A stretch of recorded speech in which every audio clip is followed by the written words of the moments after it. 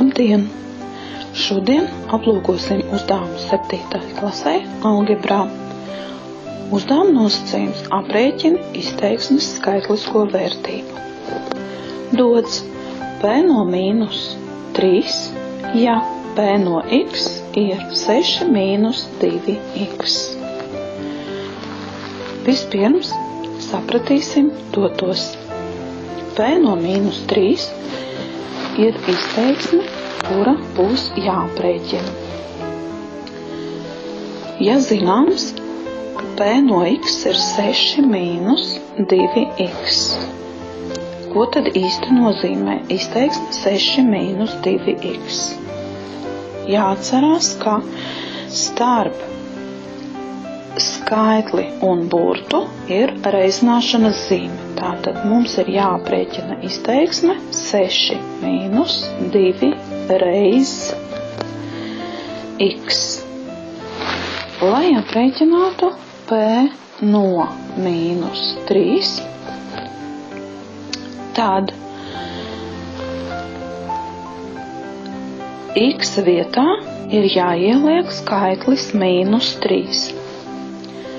Tā kā dotajā izteiksmē aiz p ir x un jāaprēķina ir p un iekavās dot skaitlis mīnus 3, tad mēs saprotam, ka x ir tas pats, kas mīnus 3. Un ievietosim izteiksmē 6 mīnus 2 reiz mīnus 3. Aprēķinot šīs izteiksmes vērtību, jāņem vērā darbību secība.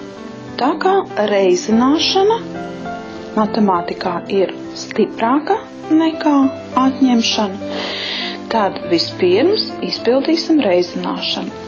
Sešnieku pārrakstu mīnus 2 reiz mīnus 3 ir plus 6.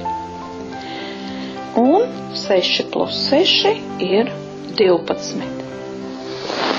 Tātad, dotajā piemērā, p no mīnus 3 ir 12. Paldies!